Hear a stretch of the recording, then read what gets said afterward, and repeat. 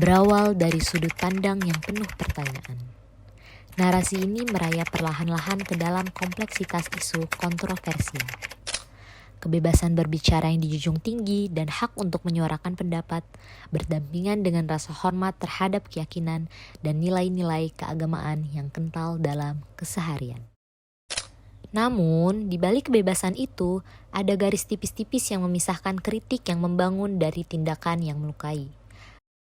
Bagaimana kita dapat menemukan keseimbangan tersebut antara keberagamaan dan memperkaya tindakan-tindakan yang dapat merusak esensi keberagamaan itu sendiri. Mari kita bersama-sama menjelajahi narasi ini. Kita akan menyingkap lapisan-lapisan kompleksitas yang melibatkan pertarungan antara hak dan tanggung jawab, antara kebebasan dan juga rasa hormat. Latar belakang dari penistaan agama dapat berasal dari berbagai faktor, termasuk pengingkaran terhadap pengaruh agama dalam kehidupan bermasyarakat, kegagalan pembinaan agama, dan pemahaman yang berbeda mengenai maksud penista suatu agama. Maraknya tindak pidana penistaan agama juga dapat disebabkan oleh kurangnya pemahaman akan sensitivitas masyarakat terhadap isu sara, suku, agama, ras, dan antar golongan. Hal ini menunjukkan bahwa latar belakang dari penistaan agama melibatkan aspek-aspek sosial, budaya, dan hukum dalam masyarakat. Selain itu, hukum penistaan agama juga diterapkan untuk menjaga kenyamanan para penganut agama dan mengurangi kebencian terhadap suatu agama tertentu. Kasus pertama yang akan kami bawakan meliputi seorang tokoh pemuka agama yang bernama Panji Gumilang.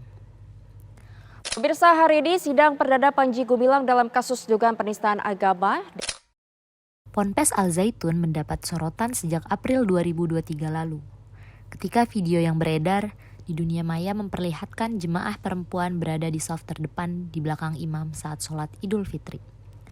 Pemimpin Ponpes, yaitu Panji Gumilang, berdalih bahwa praktik tersebut merupakan mazhab Soekarno, yaitu Presiden pertama Republik Indonesia.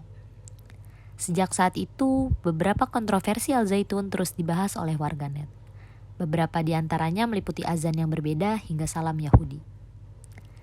Ketertarikan netizen terhadap isu ini kian meningkat setelah Gubernur Jawa Barat yaitu Bapak Ridwan Kamil menyatakan membentuk tim investigasi untuk mengecek pesantren Al Zaitun.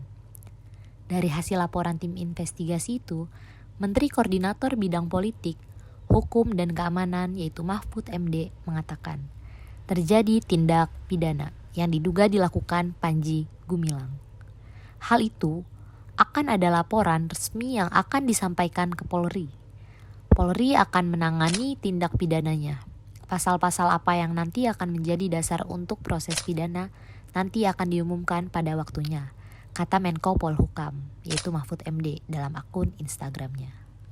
Beliau juga mengatakan pemerintah akan mengambil langkah administrasi untuk mengkaji izin pesantren Al Zaitun dan melakukan mitigasi keamanan dan ketertiban yang diserahkan tanggung jawabnya kepada Pemprov Jawa Barat. TikTokers Lina Muherje dilaporkan ke polisi gara-gara kontennya membaca bismillah sebelum memakan kriuk daging babi. Oke, selanjutnya ada kasus Lina Muherje. Kasus makan babi sambil baca bismillah. Lina Muherje divonis 2 tahun penjara oleh Majelis Hakim Pengadilan Negeri Kelas 1 Palembang, Sumatera Selatan. Selain itu, terdakwa dengan nama asli Lina Lutfiawati itu juga didenda 250 juta subsidi 3 bulan kurungan penjara. Mengadili dan menjatuhkan pidana penjara terhadap terdakwa Lina Lutfiawati alias Lina Muherje dengan pidana penjara selama 2 tahun dan denda 250 juta subsidi dengan 3 bulan kurungan penjara. Ujar hakim membaca vonis Selasa 19.09. Majelis Hakim Pengadilan Negeri Kelas 1 Palembang yang diketahui Romi Siranta menilai Lina Muherje secara sah dan terbukti dengan sengaja dan tanpa hak menyebarkan informasi yang ditunjukkan untuk menimbulkan rasa kebencian individu dan kelompok masyarakat yang itu berdasarkan agama. Putusan yang diberikan Majelis Hakim terhadap Lina Muherje sama dengan tuntutan JPU yakini 2 tahun kurungan penjara, denda 250 juta subsidi 3 bulan penjara.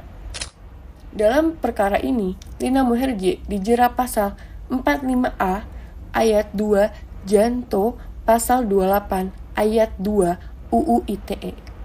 Dalam kasus penistaan agama, Lina Muherje karena makan babi sambil baca bismillah ikut viral hingga ke media asing. Terpantau media asal Cina, Seoul China Morning Post juga ikut menyorot kasus viral kreator TikTok tersebut. Dalam akun Facebook SMCP, terlihat foto Lina Muherje yang mengenakan baju merah dengan melintang tas. Foto itu menuliskan deskripsi berbahasa Inggris yang jika diartikan berbunyi, TikTokers Indonesia dituduh melakukan penistaan agama setelah memakan kulit babi. Adapun keterangan dalam unggahan Facebook SMCP menjelaskan soal perkara Lina yang ditangkap karena mengucap kata bismillah saat sebelum makan babi. Yang terakhir, Aulia Rahman menjadi tersangka kasus penistaan agama. Pemirsa, Direktorat Reserse Kriminal Umum Polda Lampung akhirnya menetapkan komika Aulia Rahman sebagai tersangka kasus penistaan agama. Komika asal Lampung yang berinisial AR menjadi tersangka kasus penistaan agama. Penistaan agama tersebut terdapat pada materi stand-up komedi dalam acara Desak Anies Baswedan pada Kamis 7 Desember 2023. Pada materi stand-up komedi, AR menghina nama Nabi Muhammad dan kalimat tersebut terekam dalam video YouTube acara Desak Anies Baswedan yang berdurasi selama 2 jam 2 menit. Sekarang ini apa sih arti nama, kayak penting aja gitu ya. Coba lo cek penjara, ada berapa nama yang namanya Muhammad di penjara. Akibat materi stand-up komedi tersebut, AR dilaporkan oleh 3 orang pelapor. Pemeriksaan dilakukan dengan 7 saksi dan 5 ahli. Dalam hasil pemeriksaan tersebut, dinyatakan bahwa komika AR ditetapkan sebagai tersangka penistaan agama. Tersangka AR dikenakan pasal 156 huruf A KUHP tentang penodaan agama subsider, pasal 156 KUHP tentang ujaran kebencian terhadap suatu golongan dengan ancaman 5 tahun penjara. Mengingat media memiliki peran sentral dalam menyampaikan informasi dan membentuk opini publik, berikut ini adalah beberapa aspek peran etika media dalam kasus penistaan agama. Yang pertama ada objektivitas dan keseimbangan. Etika media menuntut keobjektifan dan keseimbangan dalam melaporkan kasus penistaan agama. Media diharapkan untuk tidak memihak dan menyajikan informasi secara adil, memberikan ruang kepada semua pihak yang terlibat dalam kasus tersebut. Yang kedua ada hindari sensasionalisme. Media juga diharapkan untuk menghindari sensasionalisme dan tidak memperbesar kasus penistaan agama dengan memberikan liputan yang berlebihan. Pemberitaan yang bersifat sensasional dapat meningkatkan ketegangan dan konflik di masyarakat. Selanjutnya ada tanggung jawab sosial. Media memiliki tanggung jawab sosial untuk mencegah penyebaran konten yang dapat memicu ketidakstabilan sosial.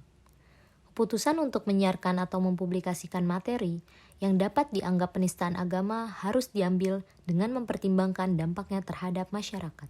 Aspek terakhir yang akan kami sampaikan berupa pedoman jurnalistik. Mengikuti pedoman jurnalistik dan standar etika media yang telah ditetapkan adalah langkah penting dalam memastikan bahwa pemberitaan menghormati prinsip-prinsip etika dan profesionalisme.